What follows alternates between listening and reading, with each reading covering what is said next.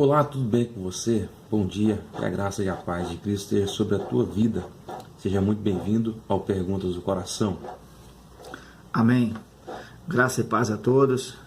Um privilégio mais uma vez estarmos aqui para a continuação daquilo que estamos falando, sobre a Bíblia. Sim. E hoje nós queremos trazer aqui, pai, uma pergunta sobre o Novo Testamento. O Novo Testamento ele é suficiente para uma pessoa conhecer o propósito de Deus, viver uma vida cristã? Amém. Sim. Somente o Novo Testamento. Inclusive, é um grande erro a gente, vivendo agora nesse tempo do Novo Testamento, recorrer a alguma base no Antigo Testamento para a nossa vida hoje. É uma coisa que às vezes as pessoas têm dificuldade de entender. E a gente quer nesse vídeo fazer a continuação daquilo que a gente havia falado sobre a questão de conhecer o Evangelho de Jesus, E às vezes as pessoas têm dificuldade para compreender essa coisa do Novo Testamento, do que representa o Novo Testamento na vida de uma pessoa hoje, desse tempo que nós estamos vivendo, que nós estamos no tempo do Novo Testamento, o tempo da nova aliança de Deus com o ser humano, feita através de Jesus. Então, todo o objetivo da gente estar fazendo essa série de vídeos sobre a Bíblia é exatamente para mostrar essa realidade que precisa ser vivida com muita gratidão, por cada um daqueles que querem verdadeiramente viver a sua vida diante do Senhor. É uma situação de muita gratidão no coração pelo que o Senhor fez, enviando o seu Filho a esse mundo. Às vezes as pessoas não têm noção dessa realidade, não têm noção do que representa o ministério de Jesus, o ministério do Espírito, esse tempo do Novo Testamento. E é uma grande dificuldade que muitas pessoas têm, porque a pessoa pega uma Bíblia que tem o Antigo e Novo Testamento, livros que falam da lei, falam de profetas, falam de tanta coisa do Antigo Testamento, coisas que eram para o tempo do povo de Israel, quando Deus tratou com eles na antiga aliança, no Velho Testamento. Deus tratou com eles de uma maneira primitiva, da maneira que eles podiam ser tratados, podiam ser, digamos assim, ensinados para viver uma vida que ainda não era aquilo que Deus queria fazer no meio deles. Deus queria, pela sua graça e misericórdia, introduzir no meio deles uma lei maior, uma lei mais profunda, alguma coisa que fosse verdadeiramente colocada dentro do coração de cada um deles. Mas digamos que eles não estavam ainda prontos, para receber aquela, digamos assim, aquela dádiva eterna de Deus no seu espírito. Era um povo ainda que não tinha uma compreensão, digamos assim, preparada para aquela grande realidade da nova aliança de Deus com o ser humano. Mas chegou a plenitude dos tempos, como diz o Novo Testamento, e Deus enviou seu Filho ao mundo, nascido de mulher, nascido sob a lei, para libertar os que estavam debaixo da lei, a fim de que todos recebam a adoção de filhos. Quer dizer, a fim de que todos sejam agora também tornados filhos de Deus, através de Jesus. Jesus veio para ser, ele veio como unigênito do Pai, como diz o Evangelho de João, capítulo 1, ele é o unigênito do Pai, mas quando ele morreu e ressuscitou, ele tornou-se o primogênito entre muitos irmãos. Quer dizer, ele veio para conquistar filhos para Deus, veio para nos tornar filhos de Deus. Sim. O Evangelho de João, capítulo 1, diz que ele veio para os que eram seus, mas os seus não o receberam, mas a todos quantos o receberam, deu-lhes o poder de serem feitos filhos de Deus, a saberem os que creem no seu nome. Então, o Novo Testamento é essa nova aliança de Deus com o ser humano, onde o ser humano não é apenas um servo, não é apenas um contratado para viver diante de Deus, mas é agora um filho que tem em sua vida a vida de Deus. Então esse é o grande, digamos assim, o grande mistério do Novo Testamento.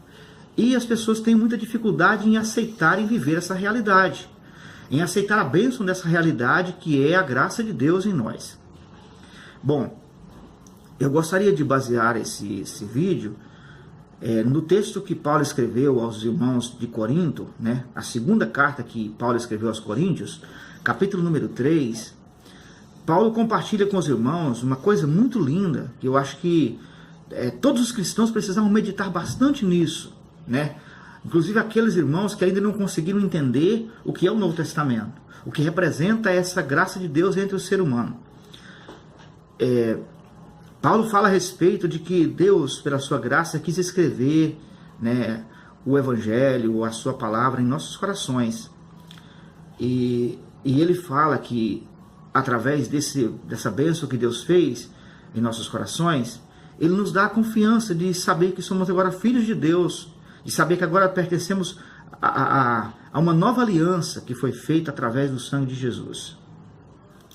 E a segunda carta aos Coríntios, capítulo 3, eu vou mencionar aqui a partir do versículo 3 também, Paulo diz o seguinte: porque já é manifesto que vós sois a carta de Cristo, ministrada por nós, escrita não com tinta, mas com o Espírito do Deus vivo, não em tábuas de pedra, mas nas tábuas de carne do coração. E é por Cristo que temos tal confiança em Deus, não que sejamos capazes por nós de pensar alguma coisa como de nós mesmos, mas a nossa capacidade vem de Deus, o qual nos fez também capazes de ser ministros do Novo Testamento, não da letra, mas do Espírito, porque a letra mata e o Espírito vivifica. E se o ministério da morte, gravado em pedras, gravado com letras em pedras, veio em glória, de maneira que os filhos de Israel não podiam fitar os olhos na face de Moisés por causa da glória do seu rosto, a qual era transitória, como não será de maior glória o ministério do Espírito? Porque, se o ministério da condenação foi glorioso, muito mais excederá em glória o ministério da justiça. Porque também o que foi glorificado nessa parte não foi glorificado por causa da sua excelente glória. Porque, se o que era transitório foi para a glória, muito mais é em glória o que permanece.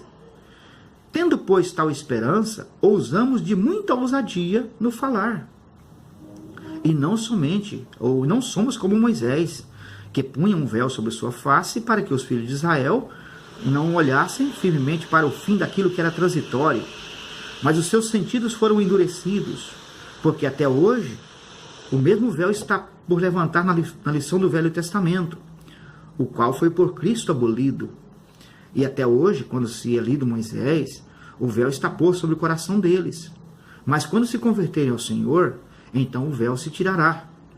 Ora, o Senhor é Espírito, e onde está o Espírito do Senhor, aí há liberdade. Mas todos nós, com cara descoberta, refletindo como por um espelho a glória do Senhor, somos transformados de glória em glória, na mesma imagem, como pelo Espírito do Senhor. Amém. Então eu li aqui a segunda carta aos Coríntios, capítulo 3, a partir do versículo 3.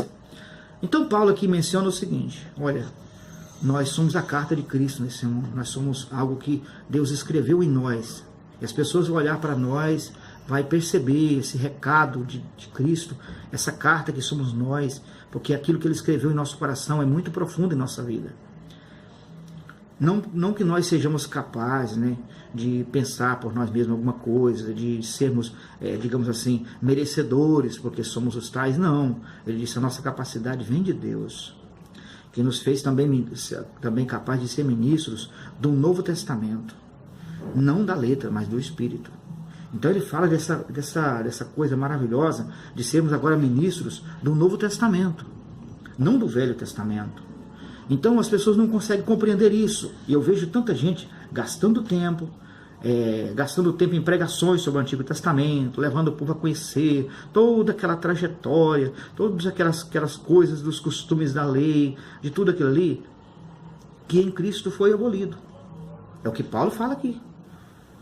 Foi abolido, isso aí Cristo cumpriu, ele veio e cumpriu a lei.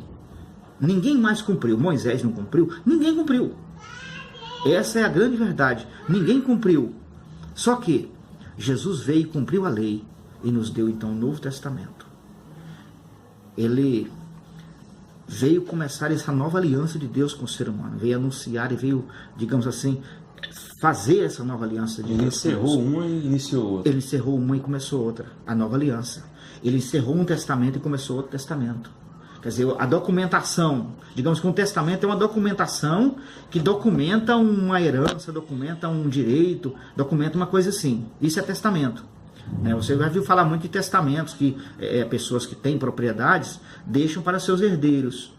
Então, o Antigo Testamento era um Antigo Testamento baseado naquelas condições, naquelas cláusulas, naquele modo de viver, naquele jeito de ser, naquele tratado de Deus com o ser humano, né? Era o Antigo Testamento.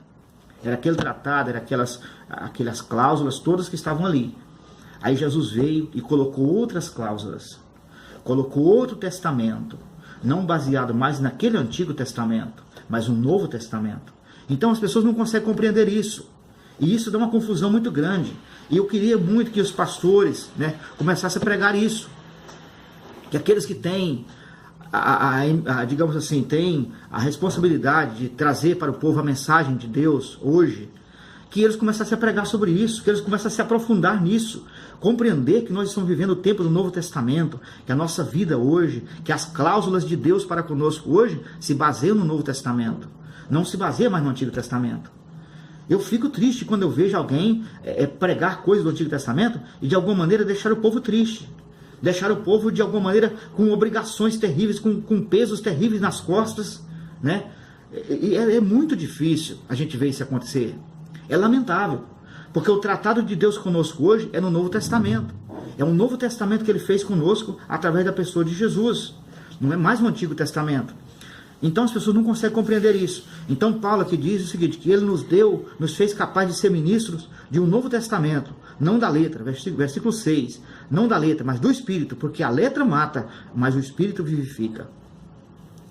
Aí ele diz o seguinte, e se o ministério da morte, gravado com letras em pedras, foi glorioso, aí ele fala da questão de Moisés, quando Moisés recebeu a lei lá no Antigo Testamento, ele recebeu o Antigo Testamento para poder comunicar ao povo de Israel, para, digamos assim, para fazer aquela aliança, a primeira aliança de Deus com os filhos de Israel. E quando ele recebeu essa aliança, o rosto dele resplandeceu, de maneira que os filhos de Israel não conseguiam olhar para a face de Moisés, porque era muito grande aquela glória que estava no rosto de Moisés, por causa daquele momento maravilhoso de Deus, dando aquela antiga aliança para ele. E então, Paulo diz que eles não conseguiam olhar para a face de Moisés, e era uma glória transitória. O que ele quer dizer com isso? Uma glória que acabava, né? O rosto de Moisés se iluminou, o rosto de Moisés ficou ali iluminado, mas com o passar dos minutos, depois que seguiu aquele momento, o rosto dele foi voltando normal.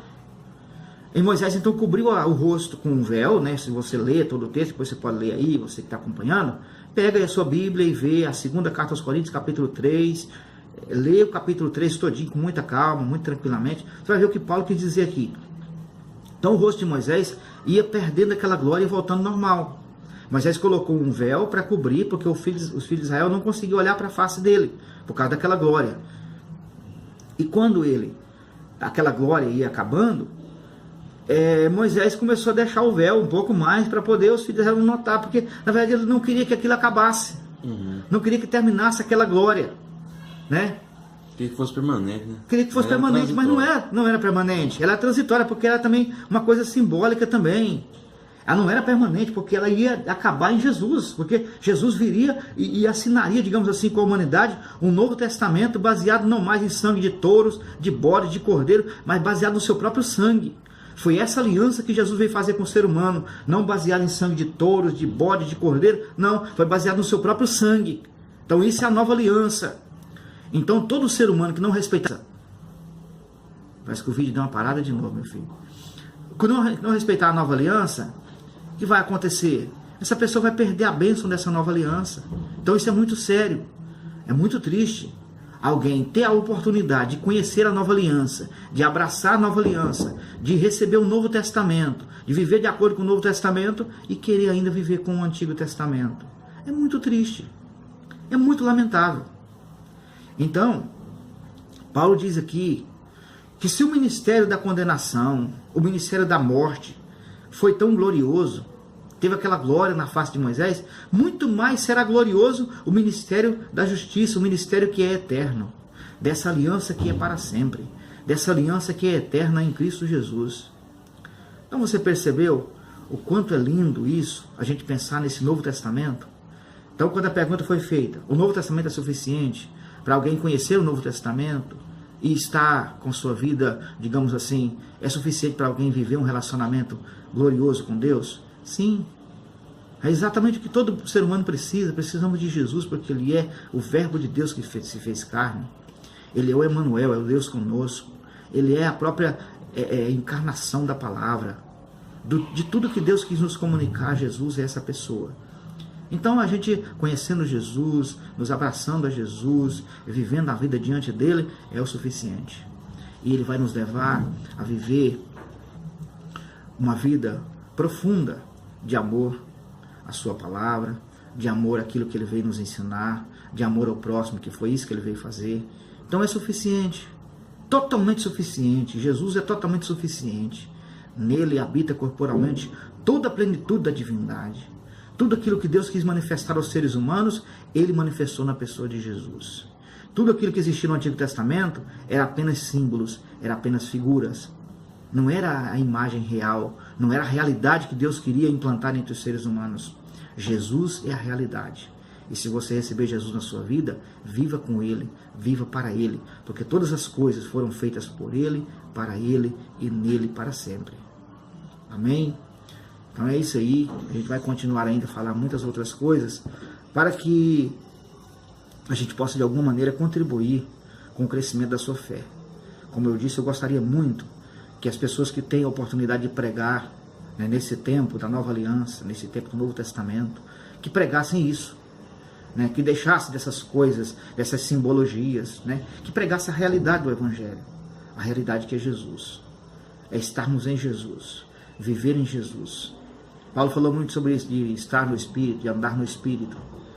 Então é isso que temos que pregar hoje no Novo Testamento. Nós somos ministros do Novo Testamento. Um testamento que não é da letra, mas do Espírito. Foi isso que Paulo disse aqui. Então isso é maravilhoso. Que o Senhor Jesus possa falar profundamente ao teu coração. Que você possa entender essa grande verdade que vai mudar a sua vida para sempre. Vai transformar teu coração para todo sempre. Amém. Amém. Fica na paz. Deus abençoe você. Nós vamos voltar falando mais sobre esse assunto, tá? Abraço. Amém.